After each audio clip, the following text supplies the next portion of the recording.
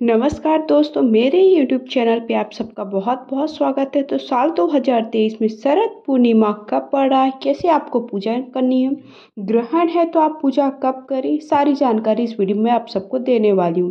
पूजा की सबसे सरल और साधारण विधि। सबसे पहले आपको एक पटा या चौकी बिछा लेना, उस पर लाल या पीला कपड़ा बिछा लीजिए।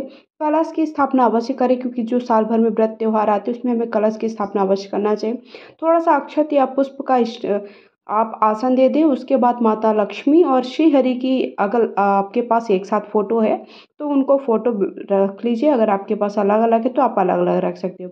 उसके बाद हमें गौरी गणेश की स्थापना करना है। तो गौरी गणेश के लिए इस तरह से आप चाहें तो गोबर के आप गौरी गणेश बनाकर रख सकते हैं, नहीं है तो आप इस तरह से मौली लपेट करके सुपारी के भी बना सकते हैं, जो कि हर वीडियो में आप सबको दिखाती हूँ। उसके बाद दीपक प्रज्वलित कर लेना है और इसमें देखिए तुलसी का विशेष पूजन होता है, क्योंकि श्री हरि का पूजन हो रहा है तो बिना तुलसी के संभव नहीं है। तो हमारे यहाँ तुलसी जी भी रखी जाती है। वैसे कई जगहों पर क्या होता है, जहाँ पर तुलसी जी होती है वहीं पर पूजन किया जाता है। तो तुलसी जी अगर आपके पास, आप आंगन में पूजा कर रहे हैं तो तुलसी घर के पास ही पूजा करें, नहीं तो आप अलग से भी तुलसी रख सकते हैं। उसके बाद हम चंद्रदेव बना देते हैं। मैंने चावल से चंद्रदेव बना दिया है, एक सिक्का रख के, जिनका हमको पूजन विशेष माना जाता है। सबसे पहले खुद को शुद्ध कर लीजिए 3 बार, फिर सबको शुद्ध करने के बाद, अपने शुद्ध होने के बाद हमें क्या करना है, जो व्रत की कथा की किताब भी रख लेनी। सबको शुद्ध जल के छींटे दे दीजिए। शुद्ध जल के छींटे देने के बाद सबको हल्दी कुमकुम अच्छे से लगा दीजिए। माता लक्ष्मी को, श्री हरि को हल्दी कुमकुम अच्छे से लगाना चाहिए। उसके बाद आपने जो कलश की स्थापना की उसका भी पूजन करें और जो गौरी गणेश बिठाया उनका पूजन करें। शरद पूर्णिमा 28 अक्टूबर को सुबह 4:17 से शुरू हो रही, समापन 28 अक्टूबर को ही देर रात 3:46 पर है। इसलिए 28 अक्टूबर को ही शरद पूर्णिमा का व्रत रखा जाएगा। तो फिर उसके बाद जो भी आपके पास फूल वगैरह है, पीले फूल हो तो पीले फूल चढ़ा दीजिए। गणेश जी को हमको दुर्वा अवश्य चढ़ानी चाहिए, दुर्वा चढ़ा दीजिए, पुष्प चढ़ा दीजिए। अगर वस्त्र है तो वस्त्र चढ़ा दीजिए, वस्त्र नहीं है तो वस्त्र रुपये आप कलावा चढ़ा सकते हैं। इस साल देखिए चंद्र ग्रहण भी है 28 अक्टूबर को। तो ग्रहण लगने से 9 घंटे पहले ही सूतक काल लग जाता है। सूतक काल में पूजा पाठ वर्जित होते हैं। तो चंद्र ग्रहण के दिन दोपहर 3 बजे से ही सूतक काल लग जाएगा। ग्रहण की शुरुआत 28 अक्टूबर की रात 1:05 से हो रही, जो कि रात के 2:23 तक रहने वाला है। तो अब आपको पूजन शरद पूर्णिमा के दिन सूतक काल दोपहर 3 बजे से ही लगने जा रहा है। तो सूतक काल लग जाने के बाद पूजा पाठ वर्जित है। वहीं शरद पूर्णिमा के दिन भगवान विष्णु और माता लक्ष्मी की पूजा की जाती है। इस दिन चंद्र अर्घ भी दिया जाता है। ऐसे में उस दिन ना ही पूजा कर पाएंगे और ना ही अर्घ दे पाएंगे। तो माता लक्ष्मी भगवान विष्णु रात्रि में ही पृथ्वी पर भ्रमण करते, इसलिए ग्रहण समाप्ति के बाद भी माता लक्ष्मी भगवान विष्णु की पूजा आराधना करना चाहिए। इससे सारे कष्ट समाप्त हो जाते हैं। उसके बाद क्या होता है, जो भी आपके पास मौसमी फल है वो चढ़ा दीजिए। और इस तरह से हमारे यहाँ पर खोवे के जो खोवा होता है उसके लड्डू बनाए जाते हैं। 6 लड्डू बनाए जाते हैं। एक लड्डू माता लक्ष्मी, एक लड्डू क्या होता है सखी, एक सहेली बनाई जाती है, सहेली को समर्पित किया। अगर आपकी कोई सहेली नहीं है तो आप तुलसी जी में भी समर्पित कर सकते हैं। दूसरा लड्डू भगवान को समर्पित किया जाता है। एक लड्डू पति को दिया जाता है। 3 हो गए। एक लड्डू आपको 4 अपना खाना होता है। एक लड्डू में हमें क्या, हम तुलसी जी के पास चढ़ाएंगे, तो जो कि सभी को घर में, जो घर परिवार के लोग हैं उन्हें बांट देंगे। और जो छठा लड्डू होता है उसके 6 भाग बनाए जाते हैं। तो 6 भाग जो बनाएंगे उसमें एक गर्भवती को देंगे, एक ग्वाल बाल को देंगे, जो मतलब अगर कोई गाय चराता हुआ बच्चा आपको दिख जाए वो। उसके बाद एक राहगीर को दिया जाता है, जो रास्ते चलता कोई आपको दिख जाए।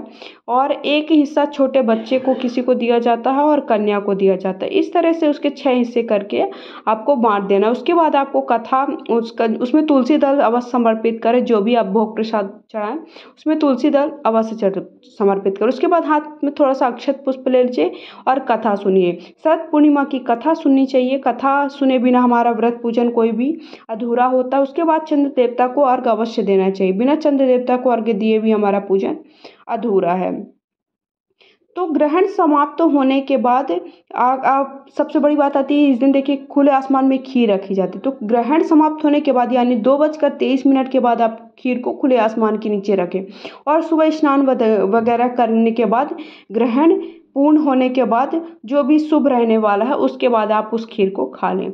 अब इस तरह से आपको पूजन करनी है। पूजा फिर अब आपको चंद्र देवता का पूजन करना। तो चंद्र देवता का पूजन करने के लिए हम क्या कर सकते हैं, आप देखिए खुले आसमान में बाहर पूजा कर रहे हैं तो वहाँ पे आपको पूजा करनी ही है। उसके साथ साथ आपको जो अपने चंद्र देवता बनाए हैं उनका भी पूजन करना है। सुहाग की सामग्री अवश्य समर्पित करें। माता लक्ष्मी का पूजन कर रहे हैं तो माता लक्ष्मी का पूजन करने के लिए आपको सुहाग की सामग्री अवश्य अर्पित करें। जो सहेलियाँ बनाते हैं उन्हें क्या करते हैं कि पहली बार जब सहेली बनाई जाती है तो उनको भी आप जो भी श्रृंगार की सामग्री वो आप उन्हें दे सकते हैं, नहीं है तो आप केवल लड्डू भी दे सकते हैं। अब चंद्र देवता का पूजन करने के लिए एक इस तरह से थाली ले लीजिए, उस पर ही आप पूजन करें, क्योंकि नीचे जल के छींटे अगर पड़ते हैं तो आपके पैरों तक आते हैं तो वो सही माना नहीं जाता। तो इस तरह से सबसे पहले हम शुद्ध जल से स्नान कराएंगे, फिर हमको दूध से स्नान कराना होता है। दूध से स्नान कराने के बाद आपको हल्दी कुमकुम अच्छे से लगा दिए, अक्षत समर्पित कर दीजिए, जो भी आपके पास पुष्प है वो पुष्प समर्पित कर दीजिए। पुष्प समर्पित करने के बाद चंदन वगैरह सब कुछ लगाने के बाद आपको भोग है जो वो भोग चंद्र भगवान को अर्घ दीजिए और आप बस रूपी कलावा समर्पित करिए। और जो भी आपने पूजा की है उसमें गलती के लिए क्षमा याचना मांगते हुए आप इस तरह से जो भी आपने भोग चढ़ाया वो भोग भी उन्हें भी समर्पित कर दीजिए। तो इस तरह से आपको चंद्र देवता को अर्घ देना है। वीडियो थोड़ा भी पसंद है लाइक शेयर करके, चैनल सब्सक्राइब करके कमेंट बॉक्स में ओम नमो भगवते वासुदेवाय नमः जय लक्ष्मी माता अवश्य लिखिएगा। तो और इस वीडियो को सबके साथ शेयर करिए। इसी कई जगह पर देखिए कोजागिरी पूर्णिमा भी कहा जाता है, शरद पूर्णिमा भी कहा जाता है, तो आप अलग अलग नामों से जानते हैं। इस तरह से आपको पूजन करना है।